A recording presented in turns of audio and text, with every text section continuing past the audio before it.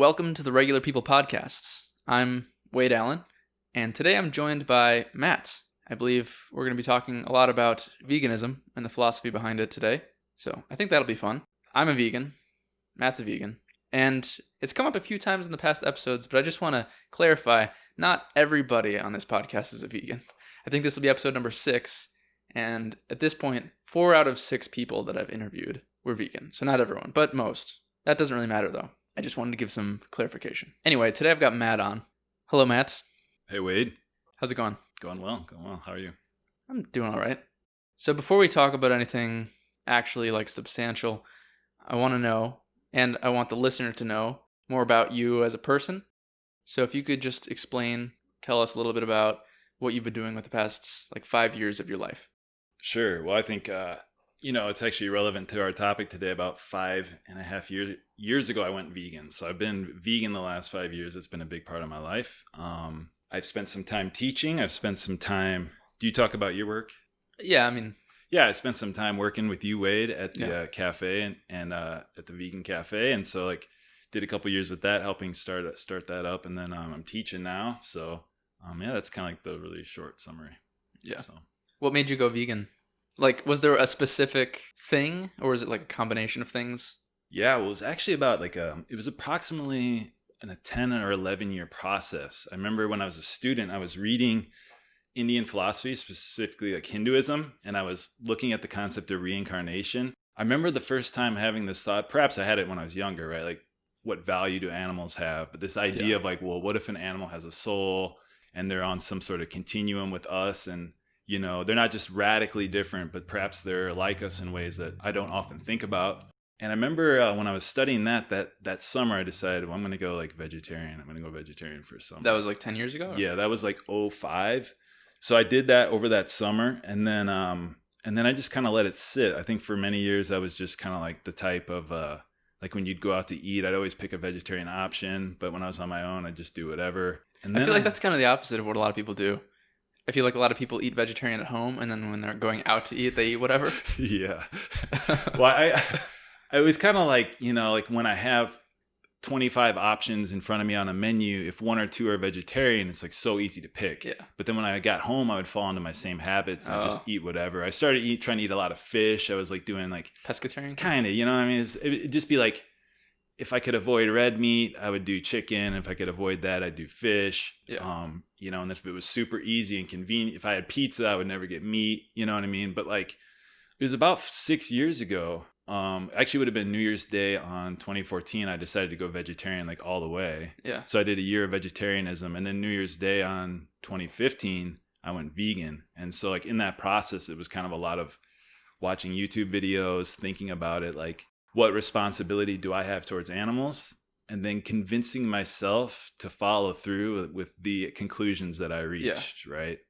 And which in hindsight, I had probably already begun reaching those conclusions in 2005, and I just didn't follow through on them. But I think that's definitely what happened with me too. I kind of realized these things, and then it took a long time after that to actually act on them. Yeah. So you would say then that your main reason was an ethical one for becoming vegan? It was about worrying about the value that animals have and their experience rather than one mostly an environmental reason or a health reason. The initial, almost entirely. I didn't think at all about the environment. Yeah.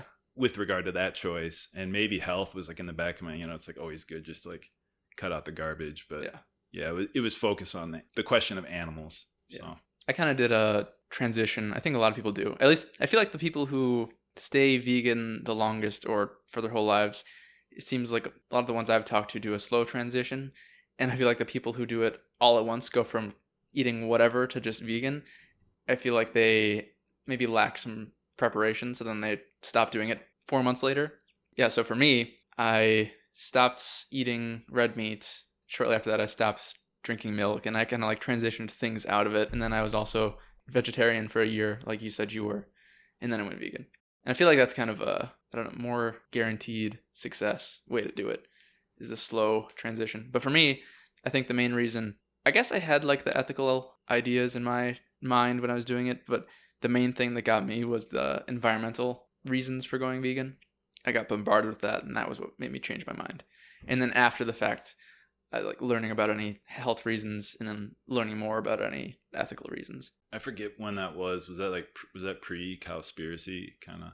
Oh, Or was it? Were you yeah, influenced by that documentary? yeah. The Cowspiracy was what made me stop eating red meat. Okay. Yeah, that was like probably I would say the starting point of any sort of transitions I made. Cowspiracy, which that was like it's a vegan documentary. Yeah, about the environmental effects. Yeah, it's mostly about the environmental effects. It's got a little bit of other stuff in there, but mostly environment. And that was on Netflix, and I just heard recently. I haven't looked it up to verify, but I don't think it's on Netflix anymore. If you want, you could probably find it probably on the website. I'm sure. I imagine it's up for free on the website. I don't know why it wouldn't be. Well, it used to be for pay, but then there's always people uploading those documentaries like That's true. illicitly. Yeah, you could find it somewhere. Yeah. But yeah, it's a really good one. And yeah, I remember looking back at stuff I had written in like 5th grade, just notes in class. And I remember one was talking about how messed up it is that we like eat cows. So I guess I was thinking about these things for a long time, but didn't actually do anything about it until whenever that was, 2016. That's cool. Yeah, and I think I agree with you about maybe the slow process being beneficial. I mean, for me, it's like as I look at that, I see 10 years of just kind of like delaying and dragging my feet. But during that process, it was also like a slow, it was like a gradual consideration of the question, right? Yeah. And so perhaps when I reached the conclusions and then like somehow was able to get my will to cooperate with the decisions that my intellect had reached, perhaps they had a stronger foundation. Yeah. And I feel like people are kind of generally resistant to change in their lives. Yeah. So if you do it slowly, if you're used to eating a certain way or making certain meals at home, and then you abruptly change that, it's probably going to be more difficult for you, or at least feel more stressful and difficult. Instead of, say, like spending 2 years slowly accumulating knowledge of different foods that you haven't eaten before, and maybe buy a vegan cookbook or two, eat some vegetarian meals at restaurants. Yeah, I think it's not only does your willpower catch up to your intellect, but your knowledge of the abundance of food that you have access to gets bigger too, because I feel like a lot of people who aren't vegan look at vegan diets as like you only eat salads. Yeah. They kind of limit what it is because they're not aware of, I don't know, nutritional yeast. There's so many things they don't know about. Mm-hmm. So if you just thrust yourself into that, you're probably going to be having that same mindset of, you want to be vegan, but you still think that vegans only eat salads. So now you're only eating salads, and that's a hard thing to do for your whole life. Yeah, for anyone. Yeah, it's a deprivation, right? Yeah. And so if you have limited options or limited ideas of the options, yeah, that's tough. Yeah, and just the jarring to go from A to B, like, from night to day in like a standard American diet to vegan diet is jarring. For me, I don't know about you, like when I went vegan, I didn't feel better. I don't think I've felt any difference. Yeah, me neither. A lot of people talk about these amazing benefits like, oh, I can run marathons now, and I feel so much cleaner.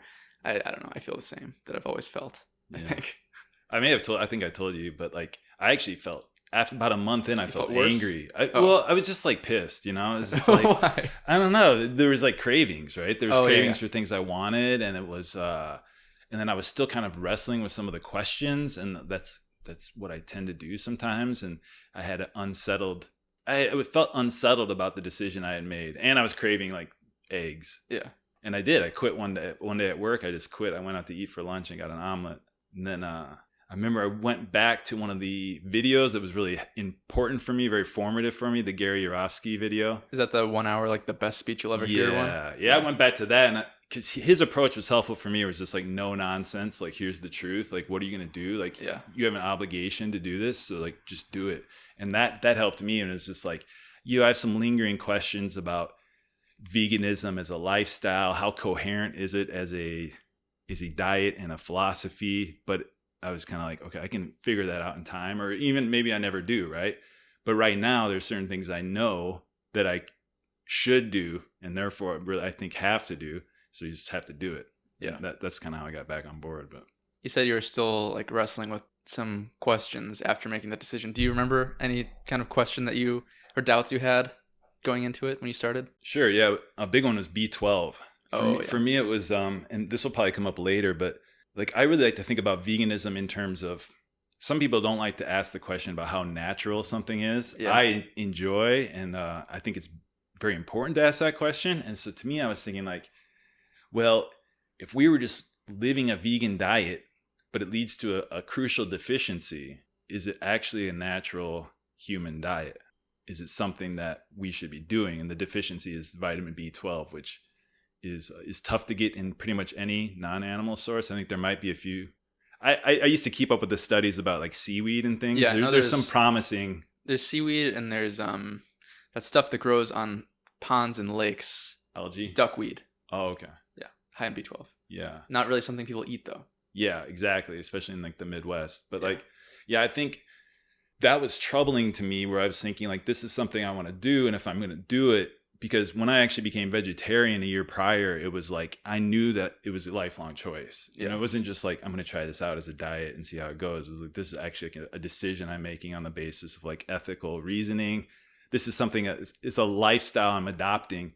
So I felt the same way about veganism, perhaps even more so. And then if it's not natural and it doesn't like fit together, it seemed like it was lacking something, like I said, coherence earlier, or even like a lack of elegance, even maybe, it was just like, it was off-putting to me. But I eventually got over it. I said, well, this is what I have to do. And then I'm also thinking like, the counter argument from the vegans on B12 is like, we've like fundamentally altered the world, right? Oh yeah. With sanitation. And, I'm thinking, well, and I don't know all the science on how to acquire B12, right? So take it with a grain of salt. But I just was thinking at that time, if I was living a more natural lifestyle, I probably actually would be getting a lot more B12 than I'm getting now, like through my feet and like being in the dirt, and you know what I mean? Yeah. But it's like, I don't live a natural lifestyle as it is in the year 2015 at that time. So. That's true. So listener, if you're not familiar, the, I guess, natural argument for how we would have or used to get B12 as humans is that animals right now get B12 through eating foliage, vegetables that are unwashed, so they have dirt on them. B12 is a bacteria that can be found in soil. So these animals are eating all of this stuff that's got dirt on it. They get B12 and it goes into their stomachs and it resides there. And then when you eat the flesh of a cow or a goat, there's some B12 in its muscles. And the way that we used to get it as humans was just through eating plants. Just, pull some cabbage out of the ground and eat it, and it's got B12 on it. Nowadays, we hyper wash and sanitize everything, partially because we have to, because we cover everything with pesticides. So now that we wash all these vegetables so much, we wash off all of the beneficial B12 that used to be on it, or would have been on it. So yeah, if you're living in a more natural way, you probably wouldn't be washing your spinach. You'd probably get B12 a lot more easily. Well, and it cuts both ways. So for someone who's a meat eater who eats other animal products, a lot of them are eating animal products from animals who have been taking B12 supplements themselves, right? Yes. So like the way we've altered agriculture and our modern lifestyle affects both vegans and, meat eaters alike. So the answer for veganism is similar to the answer that it is for perhaps a lot of people who eat a standard diet, is that you supplement. Yeah. Yeah, as a vegan, you supplement directly, and as a meat eater, your meat is getting supplemented. Yes. And that helped me. And also just realizing, like I can get hung up on a million different things on any topic. And if those things distract me from if these kind of peripheral points of confusion distract me from what's central and most clear and obvious, then something's wrong. Yeah. Right. And then if I use that as a justification to avoid making a choice I feel conviction that my conscience tells me I need to take, then it's actually inexcusable, is how I felt. Right. And so that helped me get over that. I mean, all those little points about supplementing and the modern world, and then that last ethical point kind of helped me get over that and just say, no, this is what I have to do. So, yeah. B12 isn't even something I thought about for like a year of being vegan.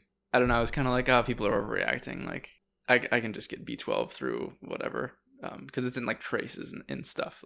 I think in nutritional use, it's in traces. Yep.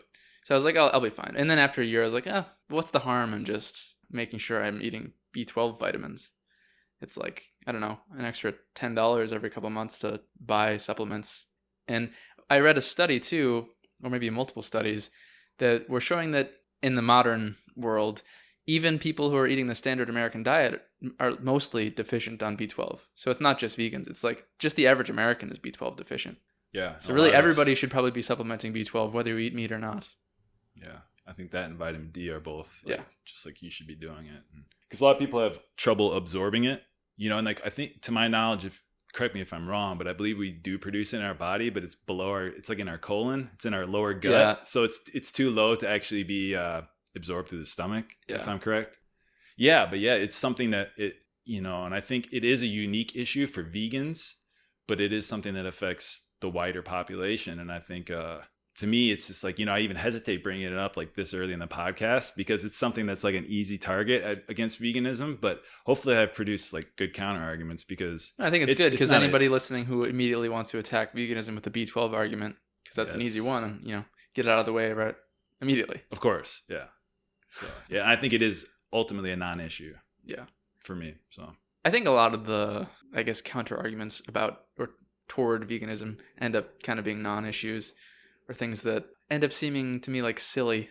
Like, I don't know, what's another common counter-argument that people use against veganism? Oh boy. Did you have any other ones when you were... No, because most of them, like, there is the one about the omega-3s. Oh, but yeah, that's one. But like most people at least have the ability to... Well, anyways, there's a certain type of omega-3 fatty acid, right? Yeah. Like DHA, maybe? Maybe. That's unavailable in non-animal sources. But if you have the other one, maybe we could put a note below the podcast or something. But I forget, if you get the other omega-3, your body can translate that into the other one. So it's like that was an issue. There's stuff like iron, but that's like fundamentally a lot of them are just like, they're totally off base, Yeah. So it was really the B12 one for me. And yeah. Did you have any barriers or obstacles? Oh, when I was going vegan, what did I think? I don't know. I do remember. I do remember, like you, there was at least one cheat that I did that I didn't feel good about. Like you said, you were craving eggs, so you went out and got an omelet. Yeah. Yeah, I guess in the beginning when you're making that transition, it's kind of hard to maintain your conviction, but over time, I feel like it gets easier and easier. So at first, I was working at a grocery store, I think, and there were these like cookies or something that had like dairy in them that they were really delicious. And I was like, that wasn't even worth doing. Yeah. And then I stopped. But yeah, when I was going vegan, I guess for me, I always knew that I wanted to do it. I went vegetarian with the goal of actually going vegan later.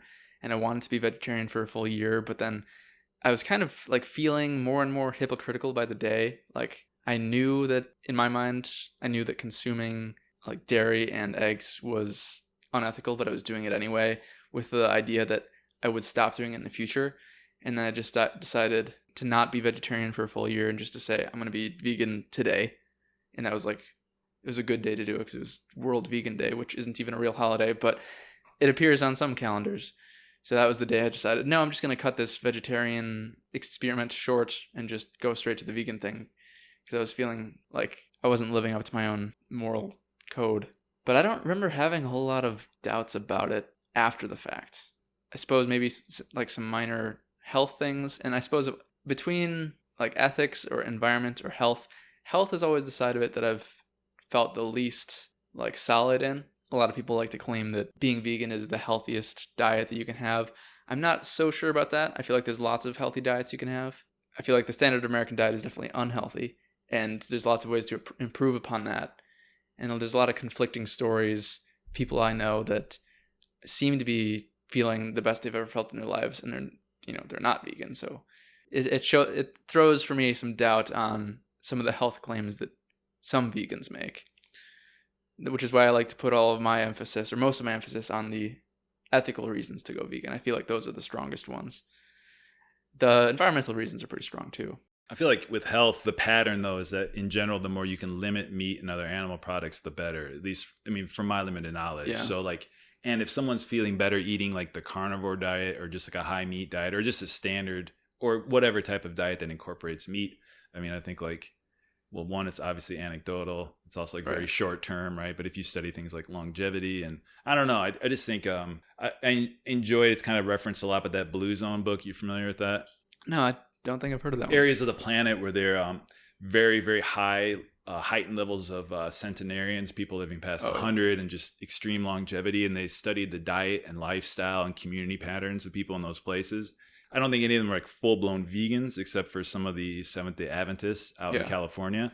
But in all those places, it's like extreme, the amount of calories coming from meat and animal products is like much, much less than what we have here. And then in places like California with the Adventists, where they have some who are full-blown vegans, some are vegetarians, some eat like incorporate meat. It was always the healthiest ones were the ones that ate less and less of those products. So I think that is but then again, it's like if you get stuck into like a health or a competition of citing medical studies and stuff like that, it's just like, unless you're spending a lot of time in that, I try to avoid it too, because it's like if someone can score points on you by showing something that you weren't aware of, that might distract from the main issue. Yeah, I've seen a lot of that. Like I remember Joe Rogan had that guy on. I can't remember who was director or producer of the Game Changers. Yeah, and they were just kind of like bickering back and forth about health claims, and I don't know. A lot of it seemed like they were kind of ignoring the bigger issues. And they were like talking about how to read forest plots.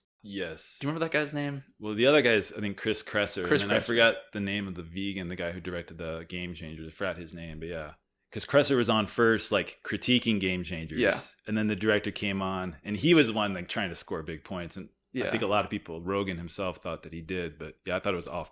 Yeah, it kind of made me feel weird. Yeah. Like, it seemed like he was just trying to ruin Chris Kresser's, like, I don't know, reputation, rather than the actual backing up the argument to veganism. I agree with you. Yeah, in his defense, he probably feels like Kresser was trying to destroy his entire so he was getting back his at him. professional career as well. So I can understand that, but I don't know. I felt like earlier, like you were asking about other objections that people have against veganism, and like one that is common is protein, right? Oh yeah, which is another one Where do to you me get is your just protein? like, it's Do you like get enough protein? stupid, but I don't know. Like I do think it's stupid.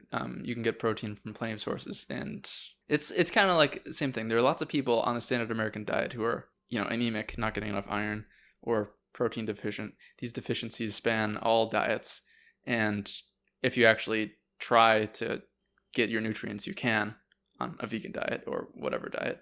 One thing that I found interesting, I think I mentioned this in the last episode, so I'm not going to go into it for more than a few seconds, but there's this study. Well, there's this research institute, I guess, that's looking into aging and how to reverse or at least slow down aging. And one of the ways is to have restricted protein, to be not hitting the like standard level of protein that is normally like doctors would say you should get.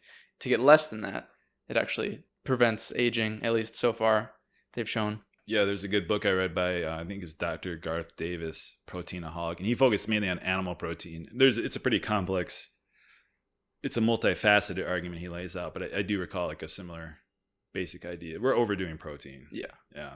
It's like it's like a meat culture that people, to be manly, you got to eat lots of meats, got to get all your got to get all your protein from meats, got to have dairy all the time, all the got milk commercials. People widely believing that osteoporosis is linked to lack of milk rather than how it seems to be the exact opposite way around. Yeah. Where osteoporosis is actually linked to overconsumption of milk. Yeah, that's ridiculous. I feel like we've got it backwards in a lot of ways in Yeah. the US of what you should be eating. Yeah.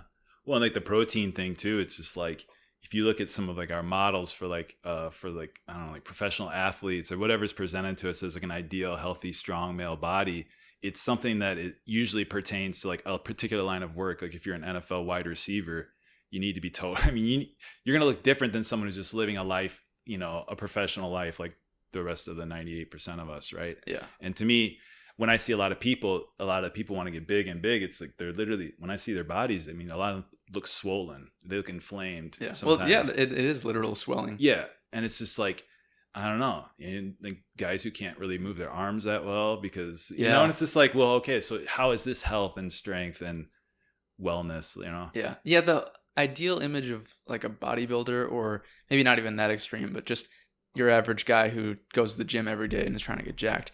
It looks to me kind of like weirdly unnatural. Yes. You've got these gigantic biceps and like huge shoulders. It seems like it's harder to function with like the lifting arms difficulty. Yeah. I remember the first time I actually like really tried working out in high school. I was doing a bunch of some sort of lifts with weights, and I was really surprised because the next day when I went to school, I couldn't raise my arms like higher than like 45 degrees below my shoulders. Mm-hmm. And I just couldn't raise them any higher. And I didn't realize that was a thing that happened because I guess your muscles are destroyed and they're regenerating. So in the 1 to 4 days after you work out, they're just non-functioning. You can't use them. For sure. And guys are just destroying their muscles over and over every day. Like, it just seems like it makes your everyday life a little bit more difficult. Yeah. When you're that muscular. And I think even if you're dead set on that, like you mentioned Game Changers and some of these other there are people out there who can break the myth. You can get totally jacked on a vegan diet if you want. Yeah. It's actually pretty easy. It's really easy. But like, still looks weird though. Yeah, but you can do it on a vegan diet. Yeah. I still think it's good to kind of attack those expectations and those cultural ideas, but I don't know. And to me, it's just like, this would be like where I think about some of these things again kind of become like, there's a lot of things that can divert our focus from the essential point, right? Yeah. So if you get into like a discussion about protein, not only is it just kind of, I think it's off base and it's misguided and there's a lot of, false assumptions, but it's like, is that the core issue? And it's like, to me, it's a real shame that if you have something like, perhaps I'm biased by my own experience, but the idea of like, this is actually a question of a lifestyle of how you want to actually respect other, animals, right? Other living beings. And then if we can somehow get sidetracked in a discussion about protein or iron or omega-3s, to me, I think those are valuable questions, but it's just like, well, how does that in any way mitigate the responsibility that I have? Yeah. Right. Yeah. I think they're valuable questions that you should probably ask after understanding and accepting the main point. Yes. Like, yeah, you can look into that stuff once you realize that you probably should go vegan rather than arguing about them before doing that. Like using that as your argument against veganism rather than veganism itself first. Yeah. And then worrying about the details after the fact. I feel like people, yeah, like you're saying, people are trying to argue with you the minutia and avoiding arguing the main point. So I feel like we should do that. Cool. What would you say is the main point of being vegan? Yeah, for me, the main point is actually it's a question of propriety, as I see it. It's a question about what's the proper treatment of other living beings, in this case, animals, right? What are the obligations and responsibilities that I have towards them? We tend to approach animals with like a question of rights. What right do I have? How can I use this thing for my own benefit? How can I use this to make money or whatever the case might be? But I think if we look at those, and perhaps I've never been a real pet person, but I think people who have a pet can realize even like a dog is a complex creature. It's a complex animal. And we know that our relationship towards a dog shouldn't be just of what rights, how can I treat it? What are the permissible ways for me to handle and interact with this dog? In fact, most people who have a dog, they love it deeply, right? And their questions are usually like, what responsibilities do I have towards that dog? How I ought to care for it, how I ought to provide for it, how I actually love it. And so to me, that is the essential question. And that's where, as I approach this whole thing, and the more I think about it is just, there's a lot of approaches. And with respect to like your experience, I would say some approaches tend to be like very consequentialist, right? So if I make this decision, what positive or negative effects would follow from it, right? And to me, I would say those considerations are secondary. If you have something that should be done, then you would do it. Now, if you can do it with like the least possible negative effects, you should weigh that into consideration, right? But if you have something you should do, then you should choose that for its own sake. And so I think a lot of the consequentialist arguments for veganism, like environmentalism or health or like you name it, I think that on their own, they're insufficient. And I think the person who, so I think as you described it, like as you got into it, you learned more, right? And yeah. So it's like, because if you make it solely for the environment, well, then what if we can somehow create a system within which animal agriculture doesn't negatively affect the environment? Right. Or what if it actually helps the environment? Yeah. And Which then in some cases then you're stuck. Does. Then you're stuck and you have no argument for veganism anymore. Yeah. And so because someone in that situation hasn't chosen veganism, they've chosen environmentalism. Yeah. Right. Or they've chosen health. But then what happens when they get sick and then they wonder if it's their diet and then they give up the diet or, the vegan diet because it's no longer in their mind leading to health. So I think it's important to, and I think I would probably reframe it more in terms of and these terms, right? It's like a deontological It's like a more duty-based approach or act-based instead of a results-based. So like deontological doesn't ask like what are the results. Deontology doesn't ask what the results of an action are. They ask what the appropriate action that we have a duty to make actually is. And so to me, that would be how I approach it. And I think the more we could actually promote that message, the better it'd be for veganism, because it creates more principled, well, actually turns veganism into more of a principle in its own right. I have a video I'm working on right now that's a critique of deontology. Really? Yeah, but you should let me know what you think of that one when I make it. But yeah, I mean, I think that knowing what the right thing to do is first, and then maximizing the benefit or minimizing the suffering that comes after. I agree with that. This is maybe a sidetrack on deontology. I just feel like when you are asking the question of what is the right act to do, I think implicit in that is what are the results of that act. You know, like I don't think you can actually survey your possibility of acts to do without also thinking of what outcome they lead to. It might just be thinking of the outcome in different terms. If you're a consequentialist, you might be thinking outcome first and act second. But as a deontologist, I think you're still putting the consequence on a pretty high pedestal, because if you envision a world where like nobody lies, you're still valuing that world higher because of like the world that gets created. Instead of saying like this harms or benefits individual person A, it harms or benefits the state of the world. So I think it's still viewing the action in terms of what kind of result that action has. Am I thinking of that wrong? Do you think that's valid? No, I think sometimes that is a part of it. And I think sometimes that actually should be I wouldn't be a strict deontologist. Actually, yeah. I would incline more towards the Catholic understanding of morality, which considers things like the person's own intention. Right. So like what they're actually hoping to get. And it also considers external circumstances, which includes consequences. Yeah. But it would always say that you can never do something evil in order to get positive consequences. Right. Yeah. But I would say, like, in response to what you just said, I would say, well, what about a situation when doing something like, let's say, loving, caring, protecting animals actually leads to a negative result?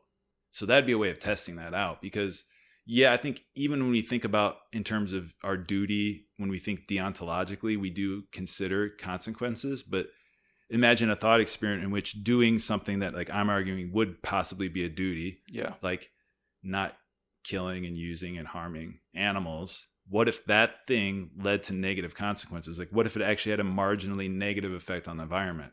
Would you still be in favor of that? Or what if you died 6 months earlier on average? I suppose you dying, that's like a self-sacrifice, which I think typically is a noble thing to do. But if it's harming like the world at large, if you're doing a thing that is perceived as a good action, like loving, and somehow it has some negative consequence on the world as a whole, do you still think that you should do that act?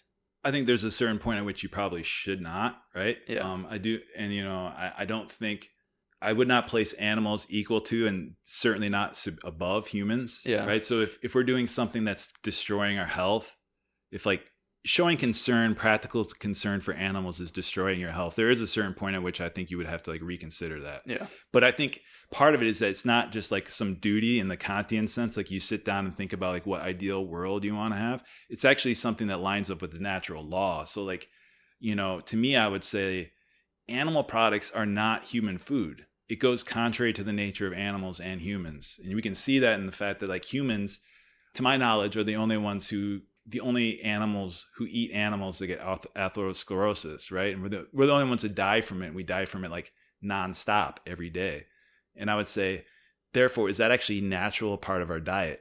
And if you examine, I think there is a good argument when they look about the intestines and our teeth, our natural instincts, our total lack of ability to capture and kill prey outside of tool making, right?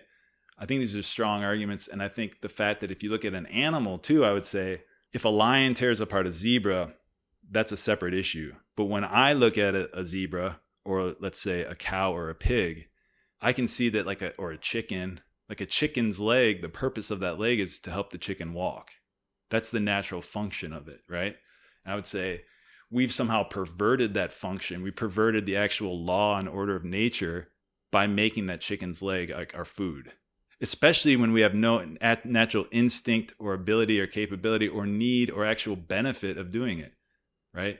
So we lack all those things. In fact, it also harms us. So it's against our nature. And I think those even just reinforce the idea that it's against the nature of a chicken to be human food. How about the like hunter-gatherer societies that seem like they depended on meat to survive because there wasn't enough wild foliage around to eat? Yeah, well, I mean, if there's a situation in which you actually need it, then it alters the entire question. Right? Okay, so the need in the situation you find yourself in, that's what is important. Yeah, well, because I would agree with that. I, in my life, do not need to consume animal products to survive or even to be happy, and a lion does. Like they do need to consume animal products. But then if I were a hunter-gatherer living in 120,000 BC, I might need to eat animals to survive. So then would you say that changes the like morality of the action? If I did need it, does that make it okay? It changes the morality of it for sure. Yeah. Yes. And I think if you or I like had a kid or something and our kid was dying and the only way to save our kid's life is to slaughter a pig or something, you know what I mean? Yeah. And we didn't do it, I think that'd be entirely blameworthy. Yeah. You know, no matter how well-intentioned it is, no matter how much you love pigs and the animal kingdom, like your duty as a father is to protect your kid, you know? And I would say perhaps, you know, even I'd extend that even further to humanity at large. So I think we have a more fundamental obligation to other humans than we do to animals. Yeah. But they are it's kind of a moot point. I mean, hunter-gatherer, we are so far removed from that, where it's like this is one of those thought experiments that becomes the minutia that distracts, right? It is the minutia. Yeah. Although there are some other interesting things that are still modern in that example that I can go into later if you want. But one thing that does get thrown at me occasionally by non-vegans as some sort of critique or whatever, it's this like popular straw man idea that non-vegans have about vegans is that we value them higher or equally to humans. For instance, like if there is one pig or one human that were under threat of dying and I could save one of them, like to me, like a non-vegan would think, to me it wouldn't matter which one lives, or I would choose the pig even. Like, of course I would choose the human. Except I think the distinction that maybe a vegan has versus a non-vegan is that while these animals might be lower on the hierarchy of care, they're still higher than that line of what should we think is okay to kill. Like, I would rather save a human than a pig, but I still care about a pig enough to not want it to die, or to treat it well and to make sure it's happy and living. And for some reason, that's something that a lot of people don't seem to grasp or agree with. They think it's like all or nothing. Either treat it as a human or it's useless. Well, and I agree with that too. I think we can have gradations. We can even have a hierarchical understanding of different, you know, if we're animals too, right? Yeah. You and I were animals. So we can have a hierarchical understanding of the animal kingdom. We could even afford, and actually, hopefully we'll get it. I'm going to argue that we should have a uniquely dignified place at the top. I'm a full-blown speciesist. And I think it's true. And I think it's good and right. But that being said, that doesn't mean that you therefore have to then exploit and abuse and destroy other animals that are below you on that hierarchy, right? You know, I think there is a case, and you'll get it from some people on the political right, though, that will they say, like, if you're vegan, but like you're pro-choice, I think there's something to be said there, where it's like we're destroying ourselves in mass quantities every day, you know, and then we're supporting it and we're arguing for it as a fundamental right. There's a case to be made there. It's inconsistency in veganism. I think in certain ways, sometimes I think that way, that it is an inconsistency. But then other times I think that it's there's a level of difference. I don't know how much we want to talk about abortion, but a lot. Okay. So I would say there's still a distinction between not being born yet and being killed after you're born. So like if your existence is stopped before you're born or after you're born, I think there is an important distinction there. Like one, you have like no experience or relatively no experience of what it's like to be alive, and the other, you now do have that experience. So I think once something has achieved, I guess, sentience or like self-sufficiency, or not even self-sufficiency, just opening its eyes and using its brain and experiencing the world around it, I think it's much more cruel to take that away from it than it is to say stop something from being born in the first place. Do you disagree with that? No, I think Yeah, it's more harmful, right? So like if you're alive right now and you have all these hopes and dreams and aspirations for your life, it does seem like there's perhaps it's more damaging to you and your person, right? Than it is to kill someone who's unborn. But I would also say, what's the ultimate form of damage or hurt or harm that we can do to anyone? It's to extinguish their existence, right? And that applies in both cases. So I would say the question is, and veganism isn't just about reducing harm or reducing suffering. And if we say that, if oftentimes it's presented as if it is. And I think that goes to the point I was making earlier about consequentialism. I think that's a trap. I think it's faulty, irrational thinking. And so to me, the question would be like, it's more about the proper treatment of the animal. And the same thing would apply to humans. So if we advocate for avoiding use and exploitation and of course like harm and death towards animals, yet we support death, constant nonstop death of our own species as a right, a fundamental right, to me it's a flaw, it's an inconsistency. So the principle of veganism then isn't being applied consistently. And I would say actually, if you look at it, if you actually grant the hierarchy, you would say, well, why are you being so adamant and passionate and focused on something lower on the hierarchy than you are about those which are higher, right? So I'd say not only is it inconsistent, but it's if they were at the same level, it would be merely inconsistent. But it's like highly and deeply flawed when you consider the fact that there are different levels of that hierarchy, right? I think another aspect of it that I view as important is, I guess, the choice part of the pro-choice is this organism, this being, this human, is inside of you, dependent on you. And I suppose like the pro-choice thing is just that the government shouldn't control your ability to do what you will with your unborn baby who is inside your own body. Not necessarily pro-abortion.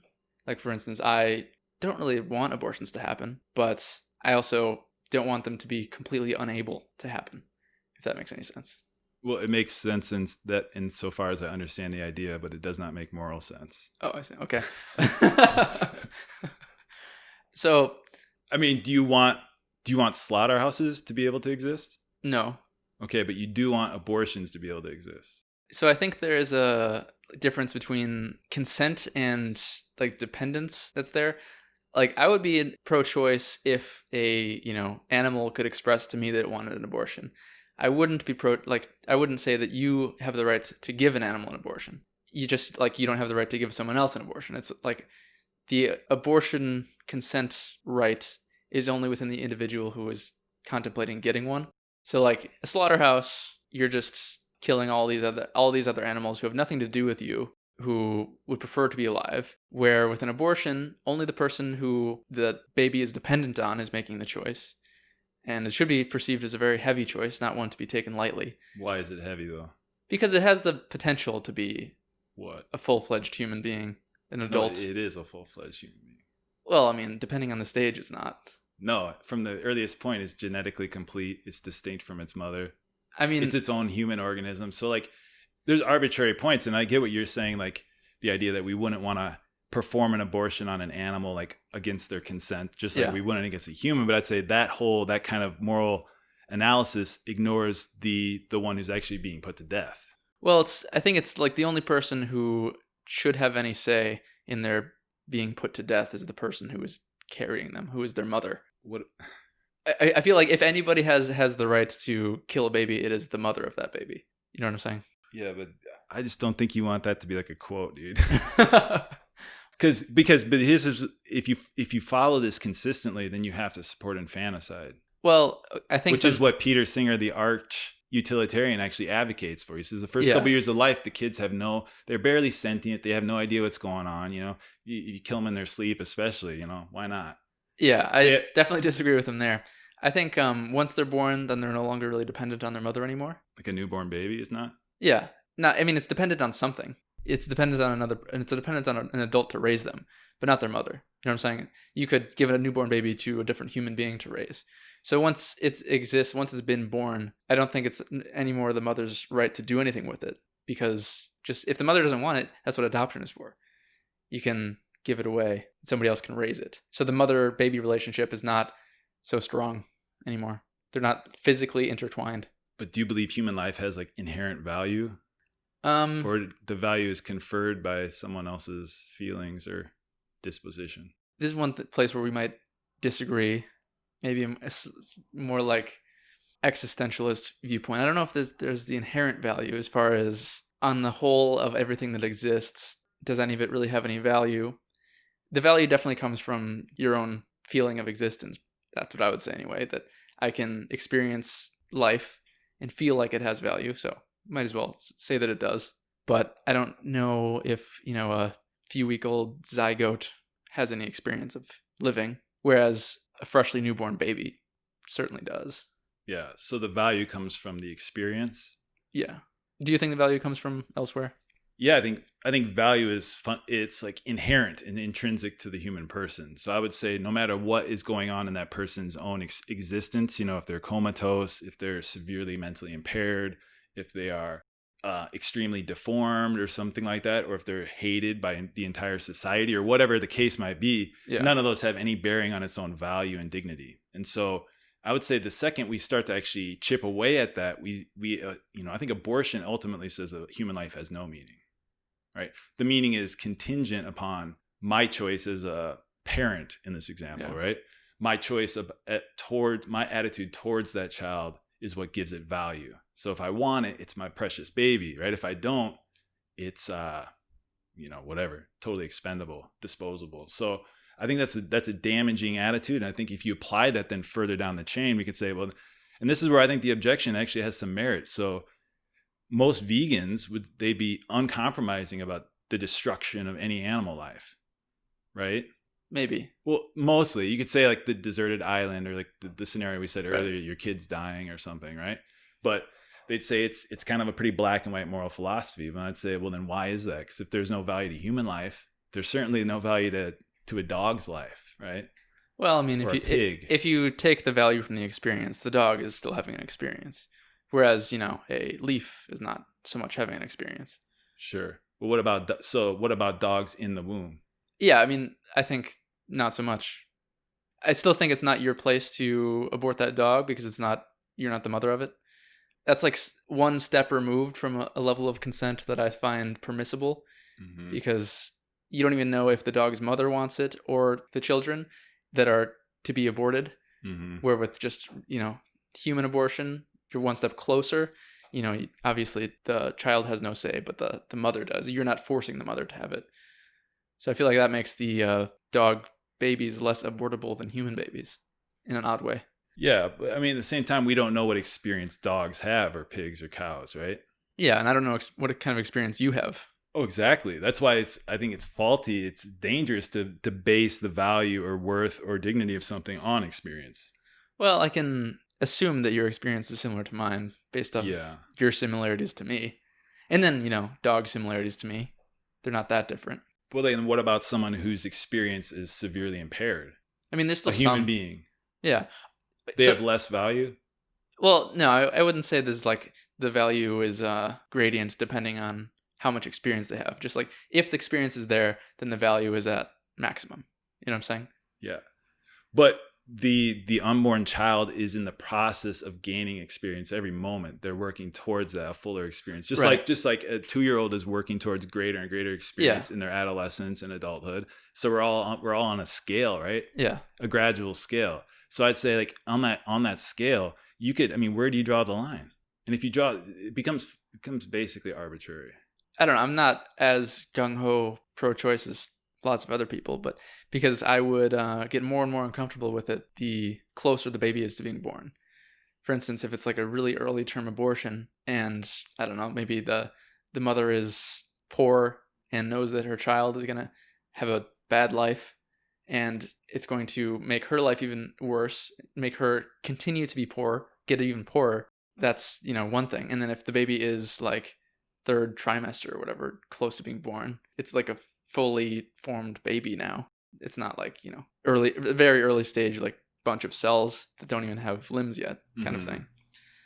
I think there's gradients along the whole way that it becomes less and less okay to get an abortion. Like if you are very, very pregnant and you want an abortion, then I would say just have the baby and put it up for adoption afterwards. Because you're right. I do think there is a point where I would say you have to make a near arbitrary distinction of what makes it abortable. And when it gets to full-fledged baby a few weeks away from being born, then it's not so okay anymore. Yeah, so I would say like why even chance it? So if if it's basically the same thing from the moment of conception until the moment of death, it's just in a process of greater and greater development and maybe some decline at the end, right? But it's in a process of increased and increasing development. And so therefore we don't know where to draw the line if we base it on experience, and then how do you define experience? So if a fetus can feel pain, is that experience? Well, they don't have like an intense first person awareness of their world, but we know they feel pain at a very early point. So is that the point? Or is it earlier? Is it heartbeat? Or is it, well, I'd say, well, it's the same thing. Genetically, it's a human being, right? It has the same qualities and attributes. It has the same value and worth, at least, right? And it has the same, in a latent form, it has the same qualities and attributes as well. Those qualities are gradually expressed and they're manifested in a greater way as their life unfolds, right? But I would say we're in no position to do that. It's like if there's a wall right here and I don't know if there's a person behind it or not, and I say I have a gun and I say, well, I really want to shoot the gun. Should I shoot it at the wall? Or let's say it's a cardboard box. Well, no. Why? There's a possibility of the human being behind it. Yes. So I'd say even granting like everything you're saying about the experience conferring the value upon the human being, since we don't know when that begins, what you're advocating for is like shooting into the cardboard box, giving people the right to do that. Yeah, but I still think that cardboard box example, it's like the relationship between people, I think, is an important aspect of it, because it's not like the person behind the cardboard box is, connected to your placenta. Your child that your body is currently forming, it's like a stranger that you don't know who it could be. But I think that intimate relationship makes it even more makes it even more paramount not to shoot into the box, because that you have a unique obligation towards that person or towards that entity. Let's say we don't know if it's a person yet or not, or worthy of protection. But that doesn't give you more right. It actually gives you more of a responsibility. Well, I think of protection and care. Right. The increased responsibility should make that decision much more important and stressful, and a much bigger decision. I feel as though people who get abortions is probably one of the biggest decisions they'll make in their life. And a lot of the times they probably aren't happy with, like, they're not happy either way with it. It's a bad decision. It's a bad circumstance to be in. And it's because they feel some sort of motherly care towards it. They feel like, this is their baby. But I feel like the very fact that it's their baby and there's that motherly care there makes them the only person on earth who is able to make the decision. And I feel like taking that decision away from people can lead to bad things. Like in many circumstances where I suppose there could be a world where we have laws that say abortions are okay under these circumstances, but not these ones. But I just find that world a lot less likely to exist than one that just says abortions are generally okay. For instance, I don't think people should get aborted or should be forced to have their babies if they are rape babies, for instance. Do you have any feelings on that one? Well, I would say, does someone's action alter the value or worth of the person, in this case, the unborn child? Does a third party's action in any way affect your value as a human being? It certainly will affect your life if your mother resents you for existing. Therefore, you should be killed? Well, should someone be... That's a possibility too, by the way, right? The possibility you'd live your whole life being resented by your mother. Sure, we don't know that. Yeah.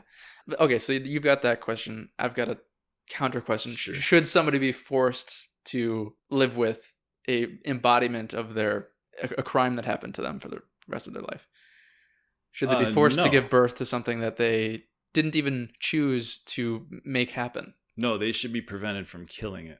So then rape babies are born and then just given away to adoption? That was happening? There's lots of stories of people who are children who are conceived in rape, who are raised by their mother, and their mother loves them because that's their kid. Yeah. That's what mothers do. Yeah. Right? That does happen. They love their kids, usually, we hope. But yeah, I would say that the value of the person cannot be based on any other contingent fact, like what someone else did, what someone else thinks, what even their own experience of this world, right? Because we know our experience of the world varies throughout our life.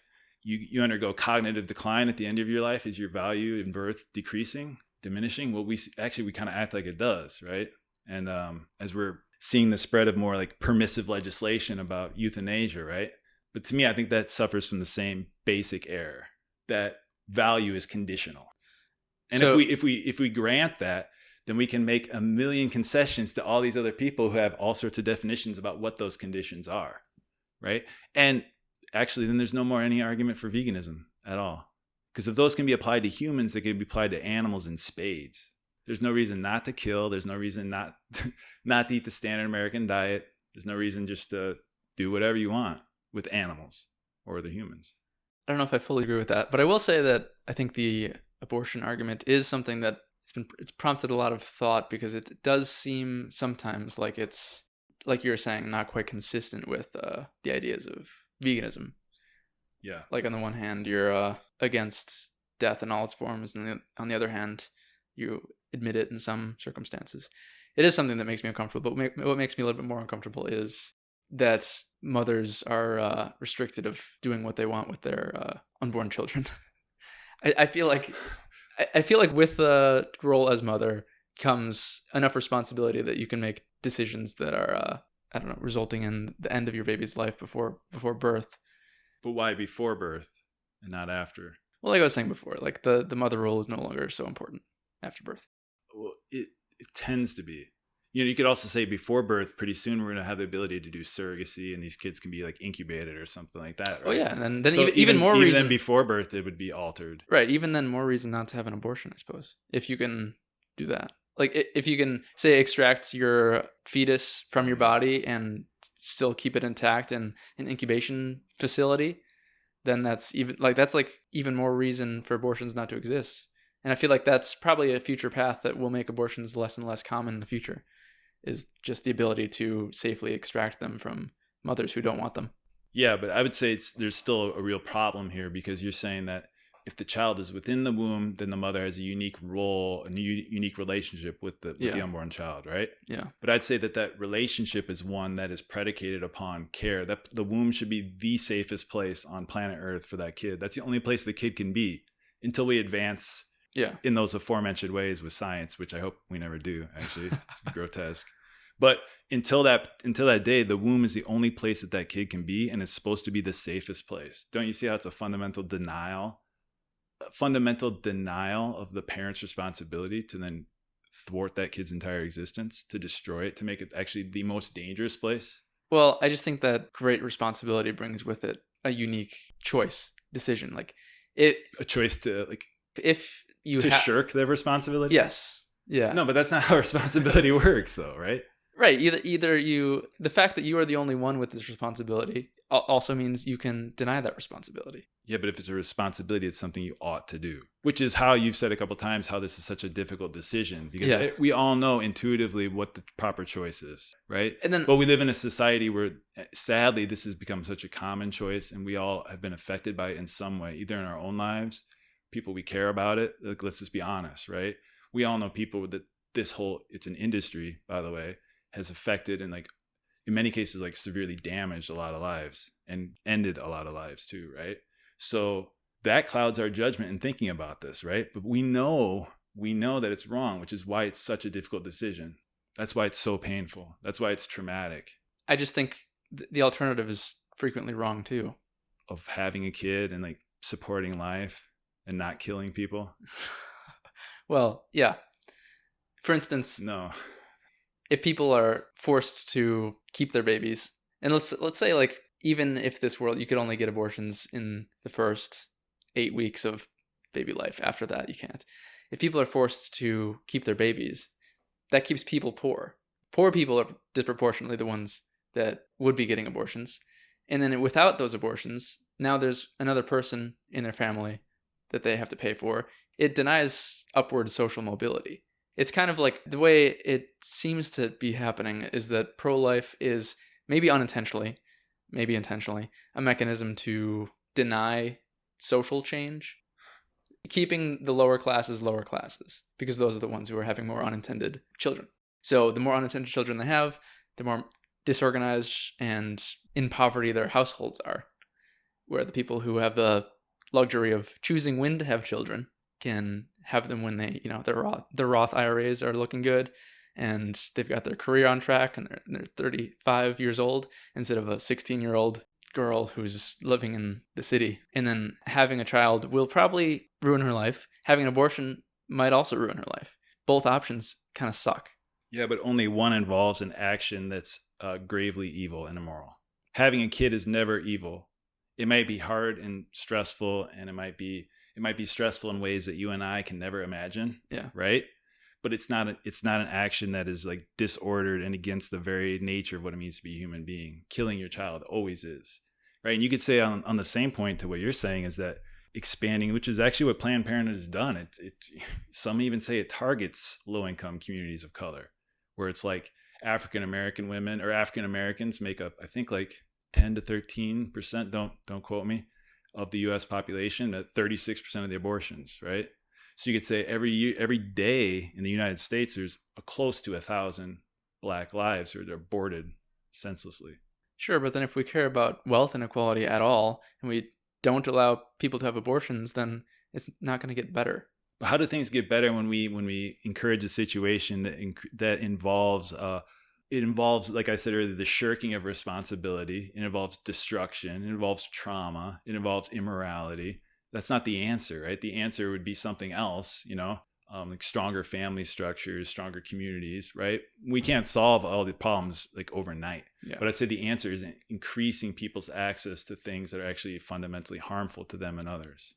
And again, it's the consequentialism argument. So we can't say that we should be able to do something so that we can have some sort of measurable good and wealth equality. I'd say like when we start thinking like that, that becomes really dangerous, right? It's like, I mean, you and I have talked about this too. It can lead to like the eugenics argument, all sorts of stuff. I think you can justify anything. Yeah. With consequentialism. Okay. Well, yeah, I wouldn't say I'm only a consequentialist. I think, like you said, deontologists, you need to incorporate consequences into that, except maybe for you, it's deontology first, consequentialism second. For me, I think it'd probably be more like consequentialist first, deontology second. You've got consequentialism with some side constraints, things that you will not do even if they contribute to a good overall, like killing living people in this circumstance, because we've been talking about abortion, but killing people who are already born, that's like a side constraint that even if sacrificing a human being will contribute to the betterment of society, you don't do it. I mean, obviously, unless they are underneath that barrier of what I would think of as experience that makes them actually alive and actually a human. But I know we disagree on that. And this is something I've thought about a lot, so maybe I'll change my mind in the future.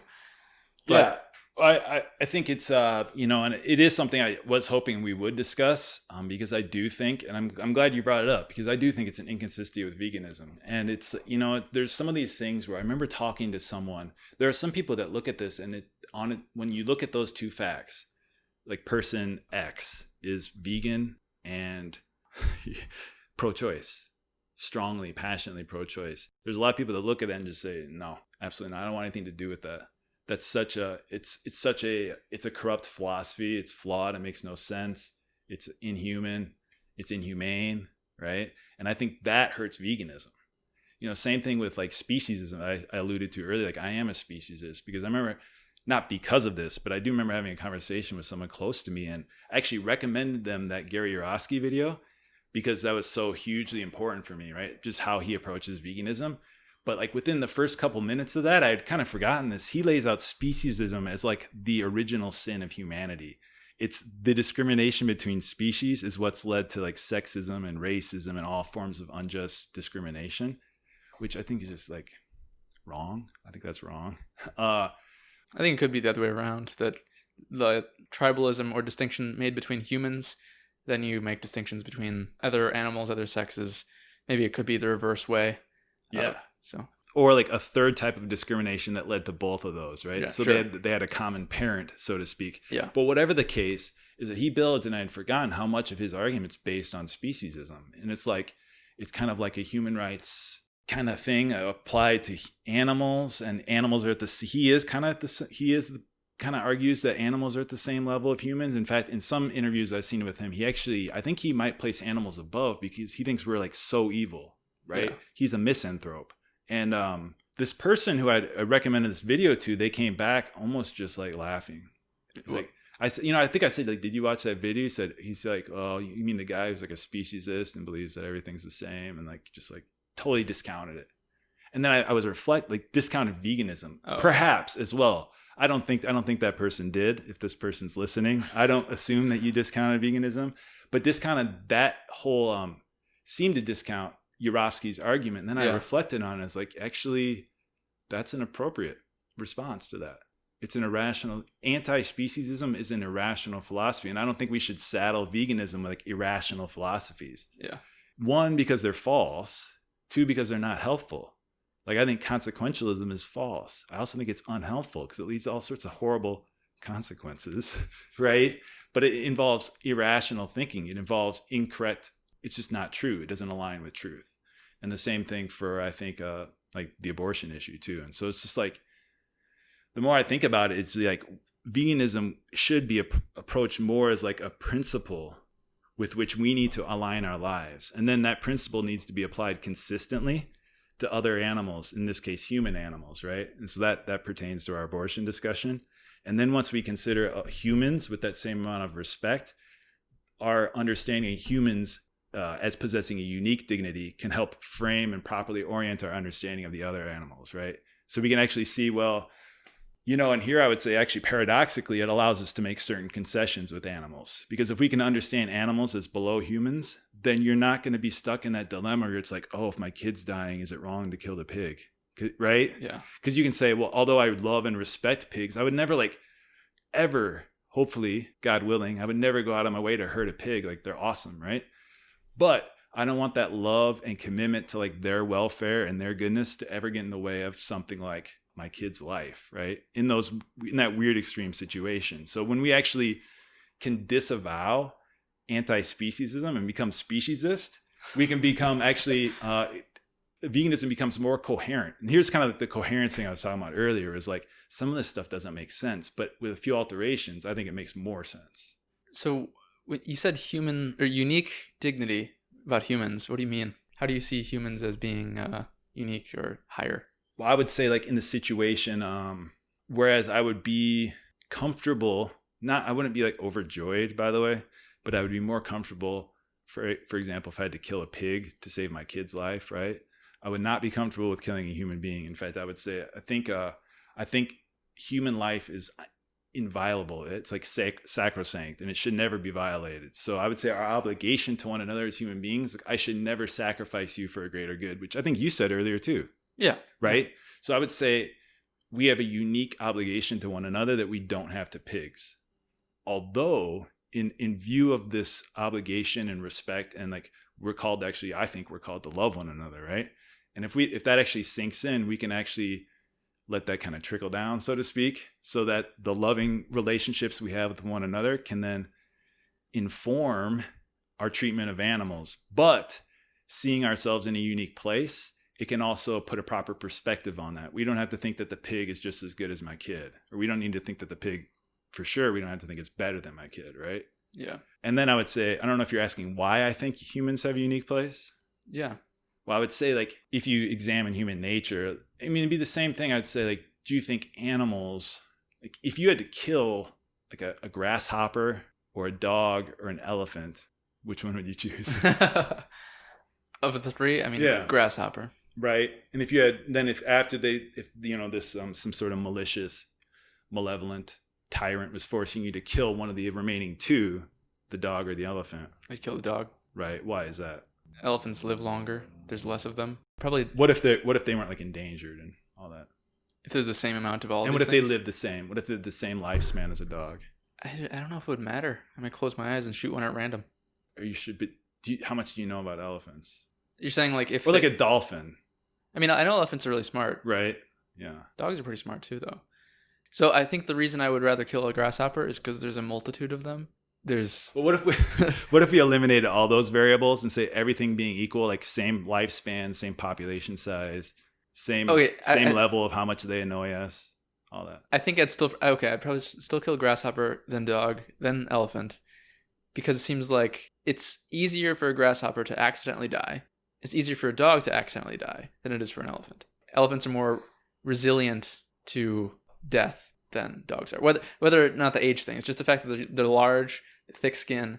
So I feel like by killing it, I'm doing something that is more against what would have naturally happened than if I was killing a dog. Because a dog, there's many other animals that are larger than it, It's kind of small. It can get crushed by things. Grasshopper can definitely get crushed by things. So I feel like the probability that would have died without my intervention. So shouldn't they be spared? No, I'm just joking. I get your point. Yeah, that makes sense. Yeah. So you're saying do something that is that involves the least amount of interference with Yes. like the natural course of Yeah. the universe. Yeah. Yeah, because the grasshopper is going to die tomorrow. Yeah. Most likely. Well, I mean, I was suspecting that you would say something about like the elephants, like memory and like personality. I know the elephants they mourn are very their smart. dead And, yeah, but I don't. They're like I don't, complex communal creatures. I don't think that should factor into my decision. Really? But that's in heightened experience. But like I was saying, I don't think there's a gradient of moral value. Okay, yeah, sure. It's just like a baseline experience. Anything above that, they all have the same moral value, roughly. I think there is a gradient, and I don't think that where you fall on that gradient in comparison to other species or in comparison to other points of your own lifespan, I don't think it has a bearing on your own value. But I do think that collectively, like the species, the difference within species on those points, like in terms of like cognitive levels, the ability to make choices, the ability to live in communities. I mean, elephants, they do mourn their dead. You know, Yeah, like, that's true. It's like really sad. And to me, I think that they require us to give greater consideration to the elephants. And I would say the same thing about humans. So like the theological argument traditionally is that we're like made in God's image, right? But then the traditional understanding of that is that we have a unique place within this universe as possessing intellects and wills. Like we have a free, this could be another rabbit hole of free will, right? But we understand the world at a level at which nothing else even comes close. And we interact with and we influence and we shape the world in ways that nothing else can even touch, right? So we have a unique dignity that I think comes from our unique powers, our faculties. And I would say that applies to the whole species. So even if you are like severely impaired or you're comatose or something, right? The dignity that you have comes from being a member of the species where these attributes and faculties are on the whole, they are like normative features. So that's why I would say humans have unique, and I think this is also intuitive too. Like we all know, this is why we wouldn't kill. There's also the idea that we have a kinship with each other.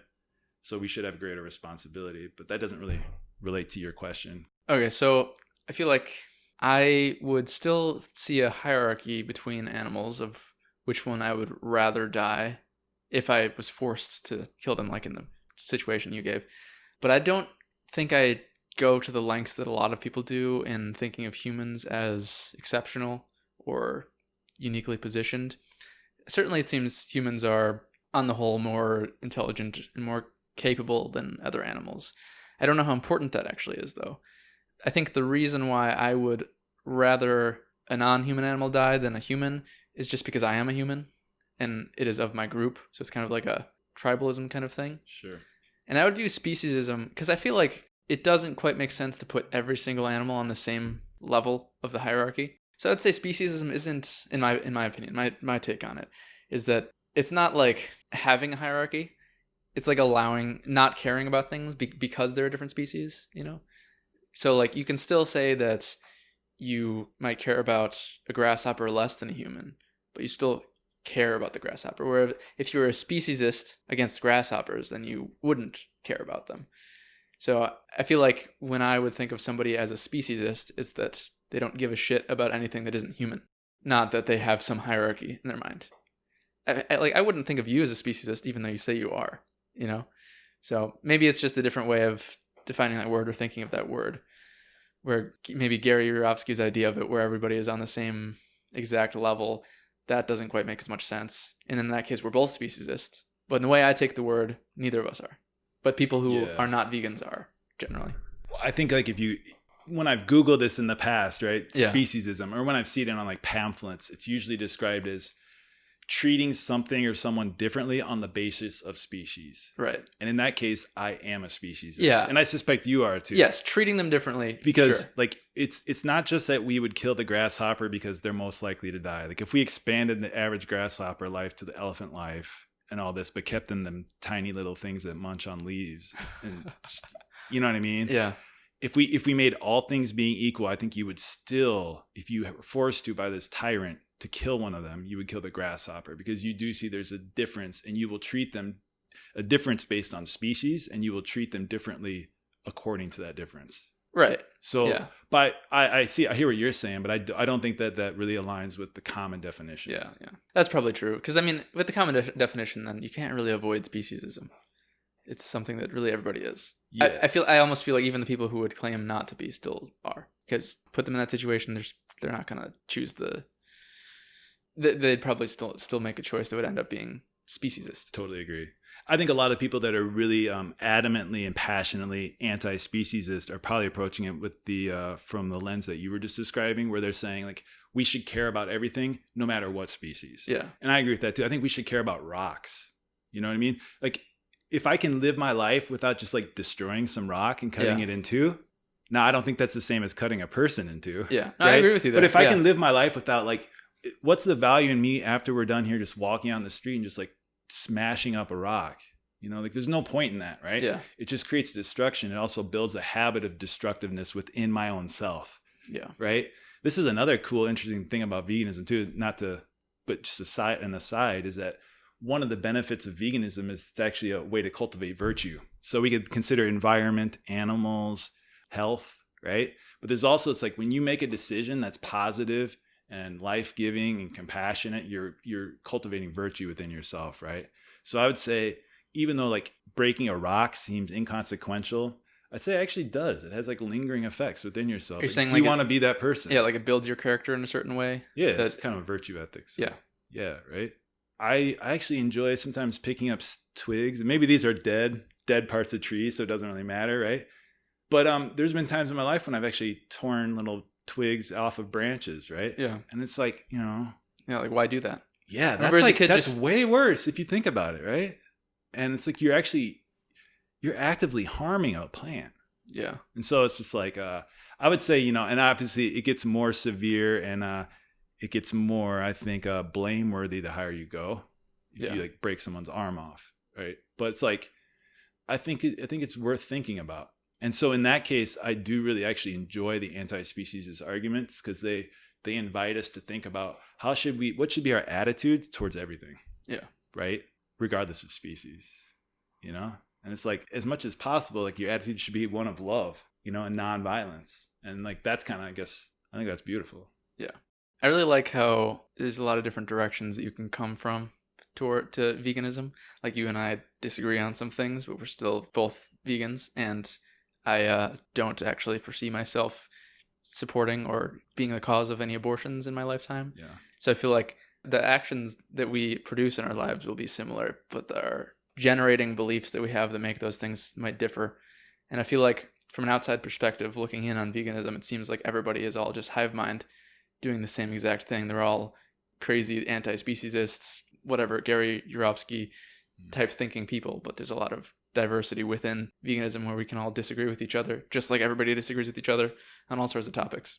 I agree. It's been cool, like some of our circle of friends where it's like, and there's many times I have discussions with people where I disagree, but then it's like, I think it's really great that there are certain things that we agree about deep down. And like, we're making choices to advance that. So it's like, even if you and I are disagreeing in this podcast, it's like, I have tons of respect for you. Yeah. I mean, for many reasons, but I think it's really cool. For example, like you start this podcast, like it's awesome, right? To get people discussing and thinking and sharing things that they're really passionate about and big ideas. It's like, that's cool. And with veganism, I do agree. I think it can be a bigger tent. Yeah. If I could kind of actually summarize some of my points earlier, I think, honestly, what I'm thinking is like veganism should include more conservatives. I guess that's kind of what I'm trying to say too, right? Why do you think it doesn't? I don't know. Well, it's kind of like the points I was making about moral philosophy and then pro-life and like speciesism. It's like there's a lot of people who kind of look at this and say that this is like a direct attack on things that are like self-evidently true. Not to say that like conservatives are always on the side of self-evident truths, but there will be people who are conservative who think that there are things that are just clearly and plainly true that are rejected by veganism. And so that is an issue. I also think like for some reason, when we align veganism, and I think it should be aligned with the environment because they obviously go hand in hand, right? Yeah. But that's for some incomprehensible reason seen only as a liberal partisan issue, right? Yeah. So that's one reason conservatives don't feel drawn to veganism. I also do think like veganism seems like an attack like, even though I'm saying it should adopt some more traditional norms and approaches to thinking, veganism is seen as an attack on traditional ways of living. Well, it kind of has to be. Yes. Although I think it can grow out of tradition. A lot of cultures have like slowly become less and less destructive, you know? So even if like some society like killed a bunch of animals, I would say within that society, if it's a sound traditional society, they have the mechanism to slowly become less violent. And that's happened. Like, think of how many animals used to get sacrificed for religious services, but now it's like barely any do, you know? Which is awesome. And so that's happening within tradition, religious traditions, right? But a lot of people look at it and say like, no, my culture is all about having huge feasts of, you know, dining on all sorts of animal products. And that's part of our cultural culinary history, right? And I would say that's actually true of like every culture almost. So then I would just say, well, like, is that a cultural traditional value that must be held onto at all costs? Can it not be expressed in a different way? You know, can we not have like large feasts that are celebrative and like amazing and loud and like music and like awesome food and family bonding without like killing the pig? Yeah. Right. And I think we can capture that which is most essential in most traditions without killing the pig. You said that I would hope that the reduction of animal sacrifice in religious ceremonies has gone down because of change from within the tradition. Do you think is it actually the case? Or do you think it's outside influence, like the people who aren't part of that tradition, but still part of that culture, critiquing them? Like, for instance, non-Jews critiquing Jewish animal sacrifice throughout history, causing them to change it. Do you think it actually happens from within? Sure, or Romans destroying the temple, Yeah. so they can no longer do it. Yeah, I think it comes from without a lot. But what I would say is, if you let it play out, you see the seeds of like a non-violent approach towards animals in the Old Testament itself, right? You see these ideas about a future day when like kids are sitting hanging out with cobras, because cobras don't even want to eat your kid. They don't want to bite your kid. And you see, you know, lions laying down with lambs. So it sees like a regeneration of the whole planet, right? And I think from that we could infer that humans also aren't trying to like kill cobras and lions and lambs. And so I would say, like, you know, or like in the Bible, the original diet was basically vegan. It was vegan, right? So that you have like from the origin, you have a peaceful, non-violent lifestyle in like the garden. Everything before Noah is like vegan, right? So I'd say, is there not reason to suspect that if that's the beginning, wouldn't veganism also be the end, right? So even though the reduction in Jewish religious sacrifices probably came from things like Romans or critiques from other cultures or something like that, right? I would say the mechanism for a natural decrease probably would have been there if we like put it in a vacuum. Oh, I would hope. Or like in India, like a lot of the Hindu religious, like they were critiqued by the Buddha and the Jains because they're like extreme nonviolent philosophies. But I would say, well, the Buddhists like rejected the whole Vedic ritual sacrificial system, but he was also very much a part of that culture. So even though he was outside of the tradition, right, I don't know the distinction, but like how to parse that. Yeah, I do think ultimately, because I believe like veganism is true, I don't just think it's like useful or beneficial. I think it's true. And I think truth wins. What do you mean by true? Are you using like it proper and right? Are you using it in like the Jordan Peterson sense of like what wisdom and beauty and goodness and actual truth all rolled into one? Yes, although that's awesome because I listened to that debate and I never really fully understood the Sam Harris Jordan Peterson. Just like half of it, yeah. But yes, that's what it ended up actually being. I would agree that truth is more than just like lowercase truth. It's beauty and goodness. It's a universal, transcendent value, and the ultimate truth is God, a necessarily existent reality. I think that's another place where we disagree. But do you believe there is truth? I wouldn't define truth as that. I would say. Do you believe there is a truth? Yeah, I believe truth is a thing. Because you're against relativism, right? Right. That's something that we do agree on, is that moral relativism doesn't make any sense and is bad. But yeah, I definitely think that there is such thing as truth. I don't necessarily think that makes it beautiful or good or anything like that. But is truth ever evil? I don't know if truth necessarily has a moral valence, positive or negative. I think it might just be neutral, and then what you do with it is good or evil. That's probably how I would see it. I would say the truth is always good. I would say existence is always good, We've talked about this Yeah. too. Existence is always good. It's always true by definition, and it's always beautiful. It's always unified. So this is kind of like borrowing from like scholastic Catholic philosophy, but yeah, I would say that, and then and I would say veganism falls into that. So Falls under that. things that promote more existence are always good, always true, always beautiful, and anything that exists is good and beautiful? Or what do you mean exactly by just existence? Insofar as it exists, it is good, because existence is a good.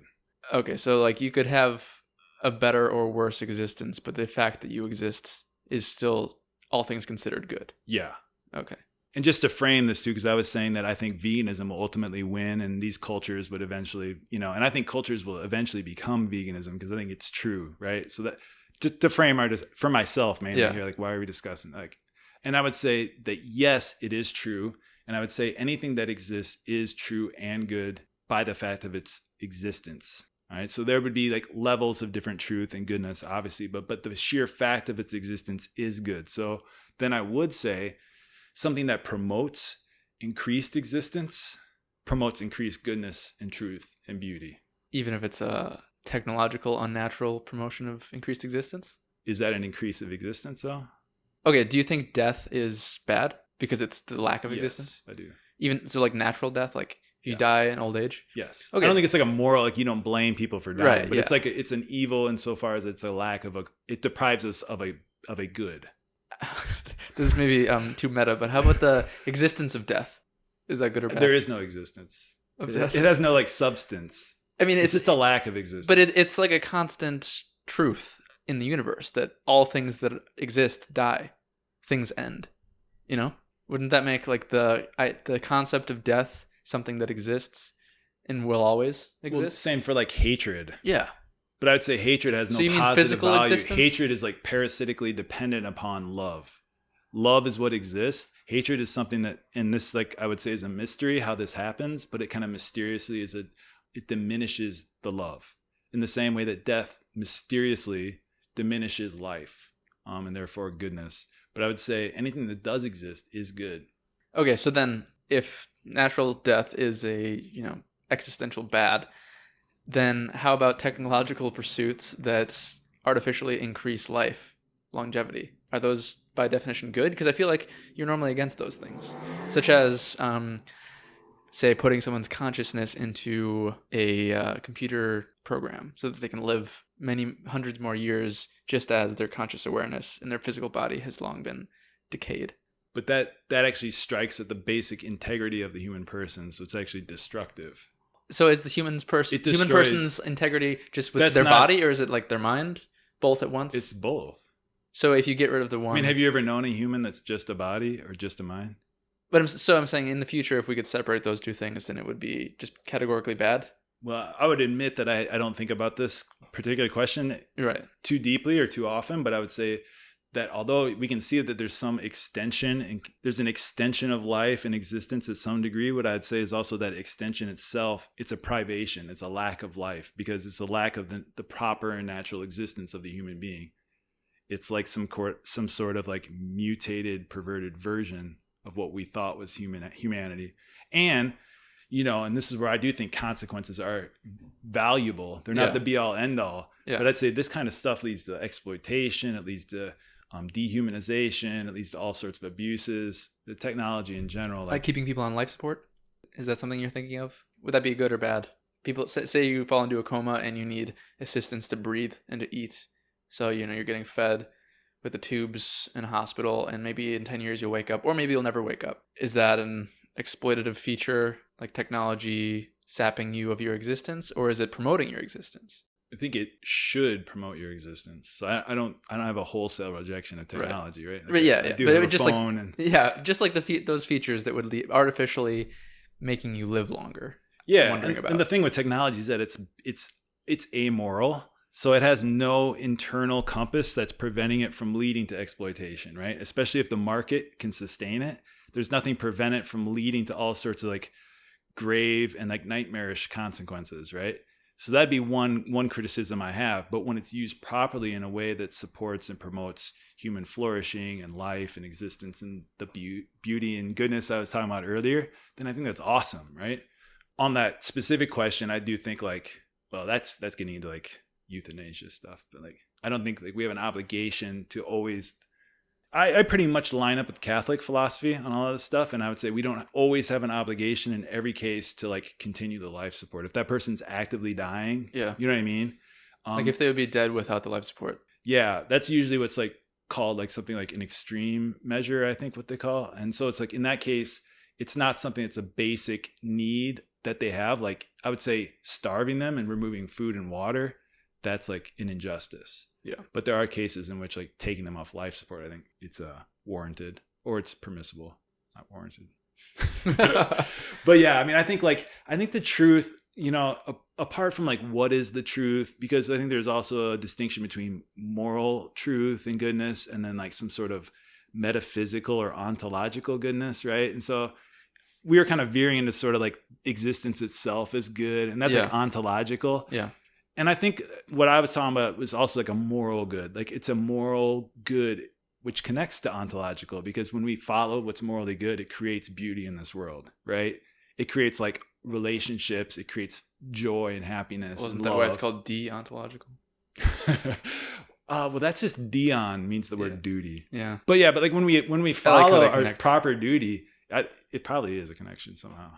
When we do that, it does create like ontological goodness. And so I think I just have a confidence that like veganism is going to win, dude. I feel like I do too. Because it has to. Though I don't know if I would say that it's true in the same sense that you're imagining. Oh, come on. I just think it's an obvious failure and exploitation, failure to acknowledge the suffering that is happening in the world. And I don't know, I'm not viewing it through a entirely consequentialist lens, but I think even if you do, you can still come to the same conclusion that it's massive amount of suffering that is unjust and doesn't even need to exist. Yeah, it's like disgusting, man. It's like the endless cycle of just pointless violence, right?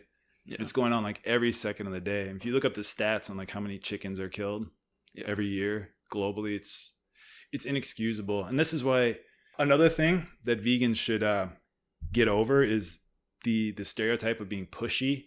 Because I actually don't think we're pushy enough. I don't think we're aggressive enough or bold enough, where it's like, if this really sinks in, like the massive amount of carnage, it's like really, it's a tragedy, right? And so I think like, I don't know if it involves us reminding ourselves of that more often. And here I'm like preaching to myself, but like, what does it take for us to be more active? Because there's nothing, I can't think of a single choice that like someone can make that would be like a higher leverage choice they can make that would have an impact on their own life, or that would be more compassionate or better for the environment, fix the entire healthcare crisis. Is there a single choice someone could make on all those points other than just like going vegan? It's like the single most positive thing someone could do. Yeah. You know what I mean? And so, and yet we have like, I was listening actually to like a Catholic priest this morning, a sermon from a Catholic priest, MP3, and he was talking about like God's grace, but it kind of relates here, because he was saying when you have something that's given to you as a gift, if you don't share it, it's an abuse of the gift. And it made me think about, because I knew we were about to talk in like 2 hours at that point, it made me think about veganism, because it's like you and I, there's like a series, like we made choices, right? But there's also a series of happy accidents that led, I'm assuming, to both of us becoming vegan. And like the fact that I started thinking about it in the year 2014 in the era of YouTube, like I was extremely fortunate. And these are things that were completely unmerited, right? So it's like gratuitous. So my veganism, large part, perhaps entirely, is a gift. So I know it's a very valuable gift. So I almost think it's like we need to get more aggressive, man. Yeah. You know, like get over like the fear of being a pushy vegan.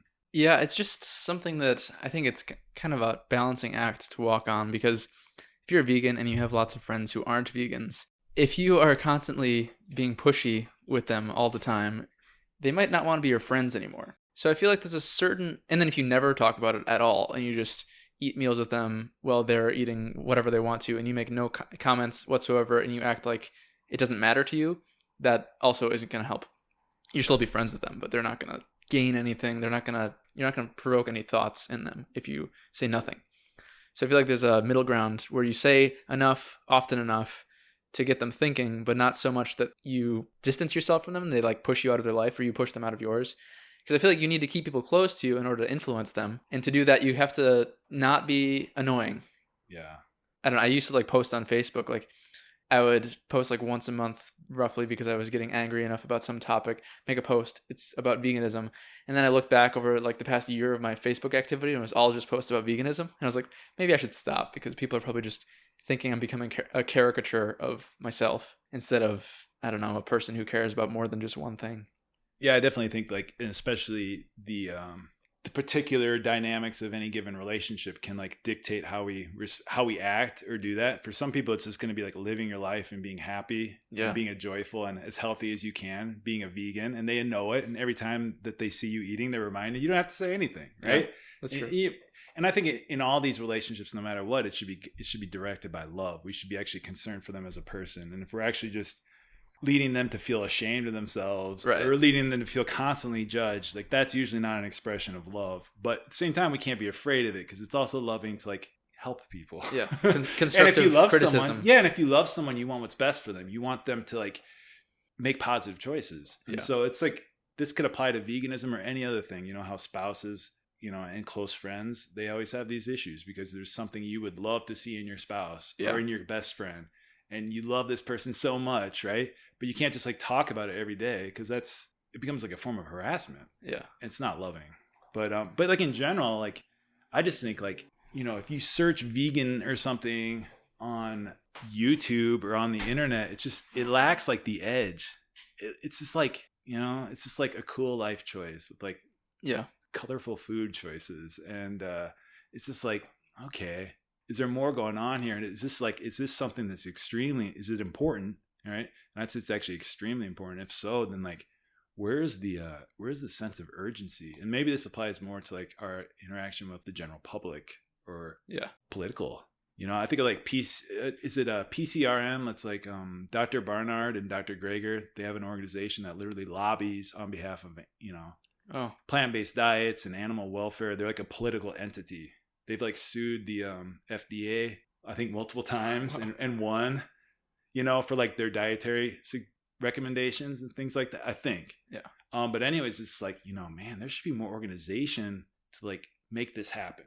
Yeah. But think of how much went into like other types of like public health issues, how much organization there is to like rally around that to make social change. It's like, well, where is it on veganism? It's like, this stuff's killing us every day.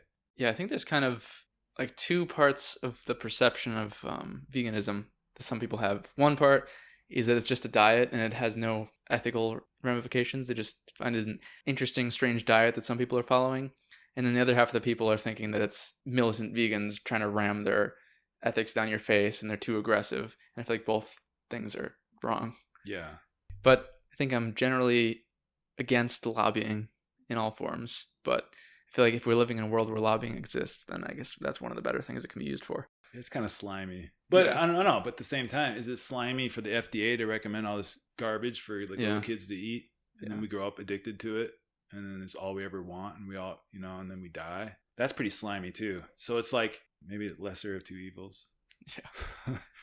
I did want to mention one thing. Didn't want to throw us off track into abortion again. But there is one thing I would have to say about that is I feel like a species has the right to be self-destructive, but not destructive of others.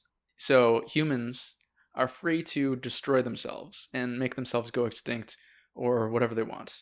That's their choice. I mean, it's not good, but you don't have the right to go and just kill other things. You can ruin your own life, but don't ruin the life of something that is completely unrelated that you can't even fully understand, like a different species entirely. But then, like, what about like all of our worst types of criminal activity? Like, well, yeah, I mean, those are all interhuman, intra-species acts of violence. You should still do something about them. You shouldn't just let it happen. But I'm just saying, as a general rule, I think it's better for the intra-species warfare than interspecies warfare. Like to just let other species do what they will.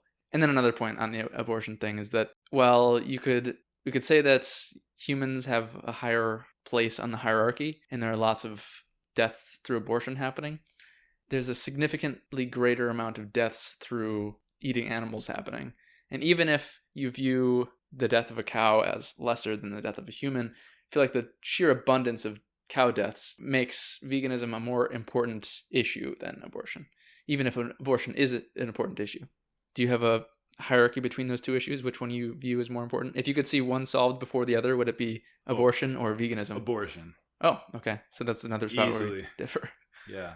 Yeah, to me, I would say that this is, in fact, to that point about like Urofsky's theory of the original sin being speciesism, I think we both agree this probably came something more closely to do with how we treat one another that then affected its spread to our treatment of animals and the natural world. And I'd say abortion like would lie right at the heart of that, right? So this is it is one of our closest relations, and we've completely severed it. And then we've like kind of almost enshrined it as a basic human right.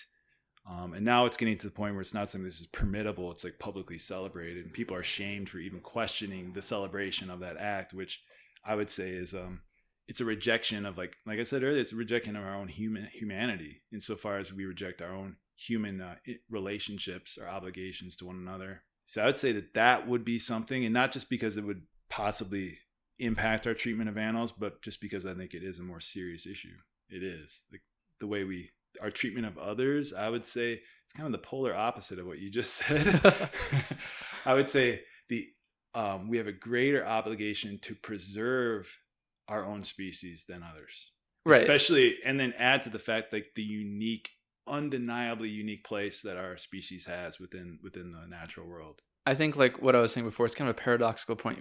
I do think we have a greater obligation to take care of our own species than others. And I also think we have a right to kill ourselves and not others in the same way. So I feel like it's a non-interference on other species kind of standpoint. Like we should take care of our own species and let the other species do what they want to without doing anything to them. Yeah.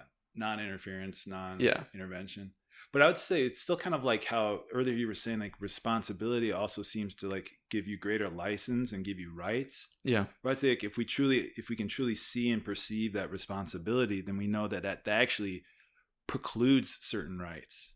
Right. So if I can understand my responsibility towards you as a person, then that rules out a lot of the things that not that I would ever want to do. I would ever hope for a right to like misuse you or hurt you or abuse you. Right. But the fact that I can value and see you and see my responsibility toward you, that doesn't increase my rights. The potential things I could do to you actually decreases them, right? It throws out all these possibilities. Like I said, I would never want to hurt you, but it actually precludes it. It's like responsibility. I think, like you were saying before, with the perception of veganism being tied to pro-choice and people like not wanting to have any part of that, I think it's really good that you're on here as a vegan who is pro-life. I feel like that, for anybody listening to this, will show that that is a thing that happens. It's not just it should happen vegan, a lot more. All vegan pro-choice people. Yeah.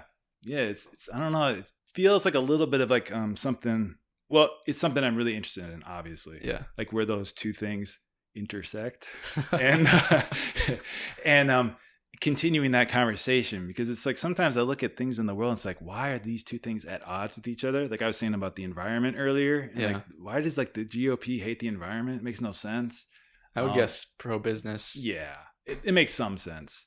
But like if you're like a true conservative, I don't know. It's like it's right there in the word conservation, And it's just like, it doesn't need to be I don't think conservatives were historically anti-environmentalism. I feel like maybe that's become a newer thing. Yeah. As we've realized more of the effects of industry on the world. Yeah. I just read a really good book by Sir Roger Scruton, where he actually tries to make an argument for a conservative case for environmentalism.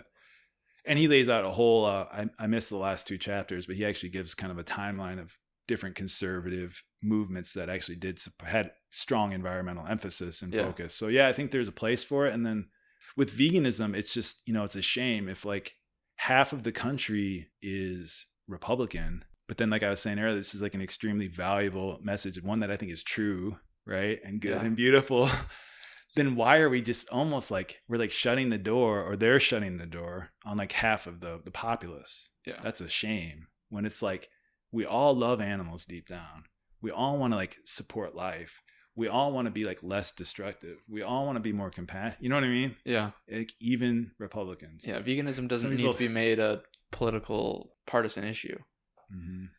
Well, before we wrap up the podcast, I'd like to ask you any book recommendations that you have. You just mentioned one, but did you have any other ones? Or you could talk about that one more if you want. No, I'll recommend one. It's a weird one. It's from like 800 years ago. It's called Hay Ibn Yaqzan. That's spelled Hayybn Yaqzan. And it's by an author, Ibn Tufail. I think he's either Persian or Spanish, but he's like a Muslim philosopher. And he wrote this it's like a thought experiment of a person who's like, this kid is trapped on a deserted island. He grows up all by himself. But through that process, he comes to understand like he's raised by this antelope or a deer or something.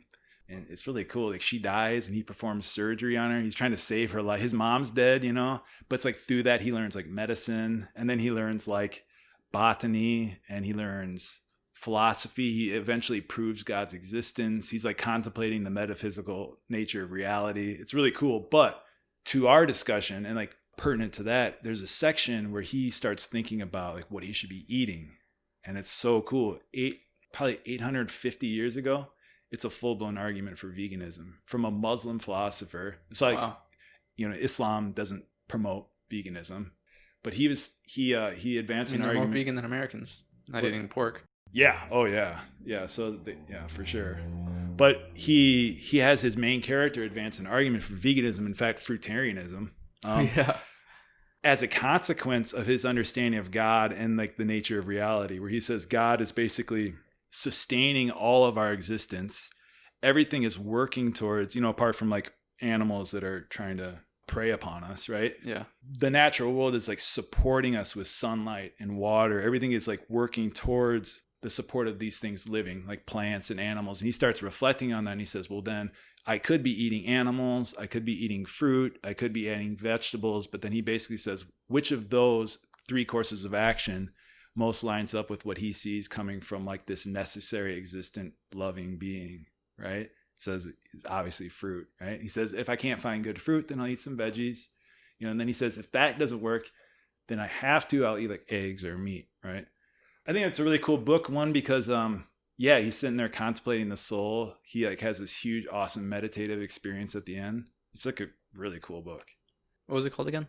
It's called Hay Ibn Yaqzan. Is that something you think you could find at the library, or is that seems like a hard find? No, I think you need to like buy it. But don't buy it from Amazon. But like, you could buy it from like Not support Amazon? Yeah, Okay. but like you can get it online. Yeah, that's an awesome book. What about any music? Are you a fan of any music right now that you're listening to?